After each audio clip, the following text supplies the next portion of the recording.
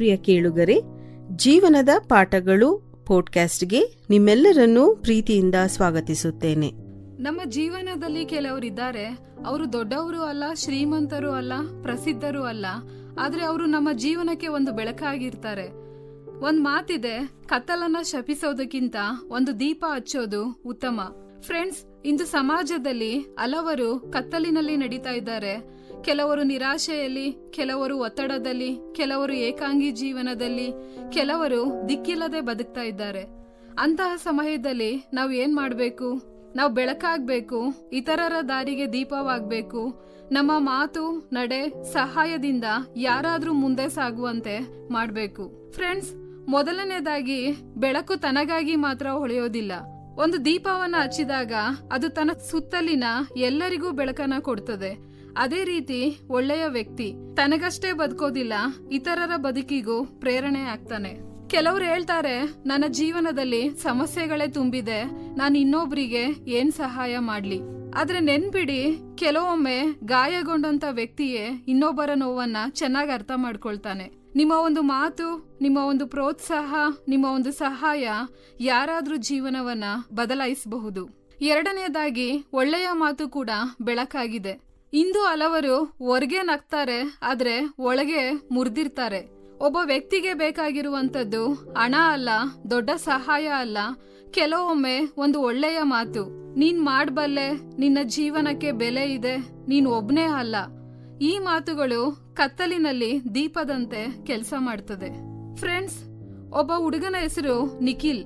ಅವನು ಸರ್ಕಾರಿ ಶಾಲೆಯಲ್ಲಿ ಓದ್ತಾ ಇದ್ದ. ಓದಿನಲ್ಲಿ ಅವನು ಸ್ವಲ್ಪ ದುರ್ಬಲನಾಗಿದ್ರಿಂದ ಕ್ಲಾಸ್ನ ಮಕ್ಕಳು ಅವನನ್ನ ಹಾಸ್ಯ ಮಾಡ್ತಾ ಇದ್ರು. ನಿನ್ನಿಂದ ಏನೂ ಆಗಲ್ಲ, ನೀನ್ ಫೇಲ್ ಆಗ್ತೀಯಾ ಅಂತ ಹೇಳಿ ಅವನನ್ನ ಯಾವಾಗ್ಲೂ ಕೆಣಕ್ತಾ ಇದ್ರು. ಆ ಮಾತುಗಳಿಂದ ನಿಖಿಲ್ ತುಂಬಾ ನಿರಾಶನಾಗಿದ್ದ. ಒಂದು ದಿನ ಅವನು ಶಾಲೆಯ ಒಂದು ಮೂಲೆಯಲ್ಲಿ ಒಬ್ನೇ ಕುಳಿತಿದ್ದ. ಅದನ್ನ ಗಮನಿಸಿದಂತ ಶಿಕ್ಷಕಿ ರೇಖಾ ಮೇಡಮ್ ಅವನ ಬಳಿಗೆ ಬಂದು ಕೇಳ್ತಾರೆ, ನಿಖಿಲ್, ಯಾಕೆ ಬೇಸರವಾಗಿದೀಯಾ? ಅವನ್ ತಲೆ ತಗ್ಸಿ ಹೇಳ್ದ, ಮೇಡಮ್, ನಾನ್ ಯಾರಿಗೂ ಉಪಯೋಗ ಇಲ್ಲ. ಆಗ ರೇಖಾ ಮೇಡಮ್ ನಗ್ತಾ ಹೇಳ್ತಾರೆ, ನಿಖಿಲ್, ನಿನ್ನಲ್ಲಿ ದೊಡ್ಡ ಸಾಮರ್ಥ್ಯ ಇದೆ. ಇಂದು ಜನ ನಿನ್ನನ್ನ ಅರ್ಥ ಮಾಡ್ಕೊಳ್ದೆ ಇರಬಹುದು, ಆದ್ರೆ ನೀನ್ ಪ್ರಯತ್ನ ಬಿಡ್ಬೇಡ. ಆ ಒಂದು ಮಾತು ನಿಖಿಲ್ ಜೀವನವನ್ನ ಬದಲಾಯಿಸ್ತು. ಅವನು ನಿಧಾನವಾಗಿ ಓದಿನಲ್ಲಿ ಗಮನ ಕೊಟ್ಟ. ಪ್ರತಿದಿನ ಸ್ವಲ್ಪ ಸ್ವಲ್ಪವಾಗಿ ಆತ್ಮವಿಶ್ವಾಸ ಬೆಳೆಸ್ಕೊಂಡ. ವರ್ಷಗಳ ನಂತರ ನಿಖಿಲ್ ಒಬ್ಬ ದೊಡ್ಡ ಅಧಿಕಾರಿಯಾದ. ಒಮ್ಮೆ ಒಂದು ಕಾರ್ಯಕ್ರಮದಲ್ಲಿ ಅವನನ್ನ ಕೇಳಿದ್ರು, ನಿನ್ನ ಯಶಸ್ಸಿಗೆ ಕಾರಣ ಯಾರು? ನಿಖಿಲ್ ಕಣ್ಣೀರಿಂದ ಹೇಳ್ದ, ನನ್ನನ್ನ ಎಲ್ಲರೂ ಕತ್ತಲೆಯಲ್ಲಿ ನೋಡಿದಾಗ ನನ್ನ ಶಿಕ್ಷಕಿ ರೇಖಾ ಮೇಡಮ್ ನನ್ನೊಳಗಿನ ಬೆಳಕನ್ನ ಕಂಡ್ರು ಎಂಬುದಾಗಿ. ಫ್ರೆಂಡ್ಸ್, ಒಬ್ಬ ವ್ಯಕ್ತಿಯ ಜೀವನವನ್ನ ಬದಲಾಯಿಸೋದಿಕ್ಕೆ ಯಾವಾಗ್ಲೂ ದೊಡ್ಡ ಸಹಾಯ ಬೇಕಾಗೋದಿಲ್ಲ. ಕೆಲವೊಮ್ಮೆ ಒಂದು ಪ್ರೋತ್ಸಾಹದ ಮಾತು, ಒಂದು ಪ್ರೀತಿಯ ನಡೆ, ಒಂದು ಚಿಕ್ಕ ಮಾತು ಸಾಕಾಗ್ತದೆ. ಮೂರನೇದಾಗಿ, ಬೆಳಕಾಗುವುದು ಅಂದ್ರೆ ಸೇವೆ ಮಾಡುವುದು. ಬೆಳಕು ಯಾವತ್ತೂ ಶಬ್ದ ಮಾಡೋದಿಲ್ಲ, ಅದು ಸುಮ್ನೆ ತನ್ನ ಕೆಲ್ಸನ ಮಾಡ್ತಾ ಇರ್ತದೆ. ಅದೇ ರೀತಿ ನಿಜವಾದಂತ ಸಹಾಯ, ನಿಜವಾದಂತ ಪ್ರೀತಿ, ನಿಜವಾದಂತ ಸೇವೆ ಪ್ರಚಾರಕ್ಕಾಗಿ ಅಲ್ಲ. ಇಂದು ಸಮಾಜಕ್ಕೆ ಬೇಕಾಗಿರುವವರು ಜನರನ್ನ ಉಪಯೋಗಿಸುವವರಲ್ಲ, ಜನರನ್ನ ಬಲಪಡಿಸುವಂತವರು.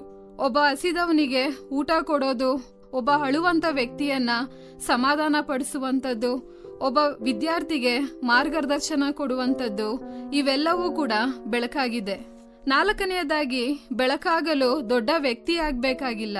ಕೆಲವರು ಯೋಚಿಸ್ತಾರೆ, ನಾನು ಸಾಮಾನ್ಯ ವ್ಯಕ್ತಿ, ನನ್ನಿಂದ ಏನಾಗ್ತದೆ? ಆದ್ರೆ ದೊಡ್ಡ ಬದಲಾವಣೆಗಳು ಚಿಕ್ಕ ಕಾರ್ಯಗಳಿಂದಲೇ ಆರಂಭವಾಗ್ತದೆ. ಒಂದು ನಗು, ಒಂದು ಕರೆ, ಒಂದು ಸಹಾಯ, ಒಂದು ಪ್ರಾರ್ಥನೆ, ಒಂದು ಪ್ರೋತ್ಸಾಹ, ಇವುಗಳೆಲ್ಲವೂ ಕೂಡ ಒಂದು ವ್ಯಕ್ತಿಗೆ ಸಹಾಯವಾಗ್ತದೆ.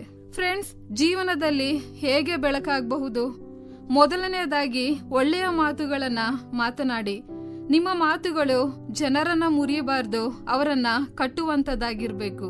ಎರಡನೆಯದಾಗಿ, ಕೇಳುವ ವ್ಯಕ್ತಿಯಾಗಿರ್ರಿ. ಕೆಲವರಿಗೆ ಸಲಹೆ ಬೇಡ, ಅವ್ರ ನೋವನ್ನ ಕೇಳುವಂತ ವ್ಯಕ್ತಿ ಬೇಕು. ಮೂರನೇದಾಗಿ, ಸಹಾಯ ಮಾಡುವಂತ ಮನಸ್ಸನ್ನ ಇಟ್ಕೊಳ್ಳಿ.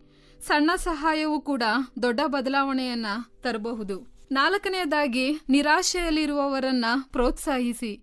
ಯಾರಾದ್ರೂ ಜೀವನದಲ್ಲಿ ನೀವು ನಿರೀಕ್ಷೆ ಆಗಬಹುದು.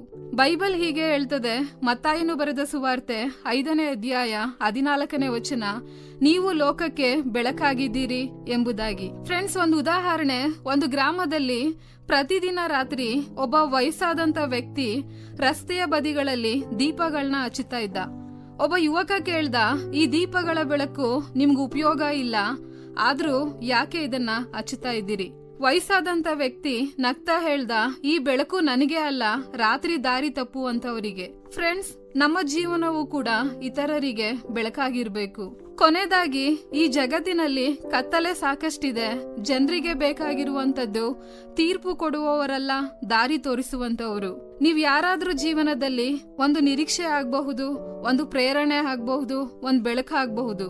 ನೆನ್ಪಿಡಿ, ಒಂದು ಚಿಕ್ಕ ದೀಪ ದೊಡ್ಡ ಕತ್ತಲನ್ನ ಸೋಲಿಸಬಹುದು. ಆದ್ದರಿಂದ ಇಂದು ಒಂದು ನಿರ್ಧಾರ ಮಾಡಿ, ನಾನು ನನ್ನ ಜೀವನಕ್ಕೆ ಮಾತ್ರ ಅಲ್ಲ, ಇತರರ ದಾರಿಗೆ ಬೆಳಕಾಗುವಂತ ವ್ಯಕ್ತಿ ಆಗ್ತೇನೆ.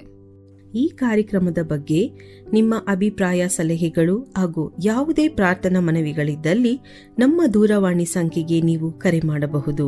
ನಮ್ಮ ದೂರವಾಣಿ ಸಂಖ್ಯೆ 996026065453. ನಿಮ್ಮ ಅಭಿಪ್ರಾಯಗಳನ್ನು ಇಮೇಲ್ ಮೂಲಕವೂ ನಮಗೆ ತಿಳಿಸಬಹುದು. ನಮ್ಮ ಇಮೇಲ್ ID info@fibaonline.org. ವಂದನೆಗಳು.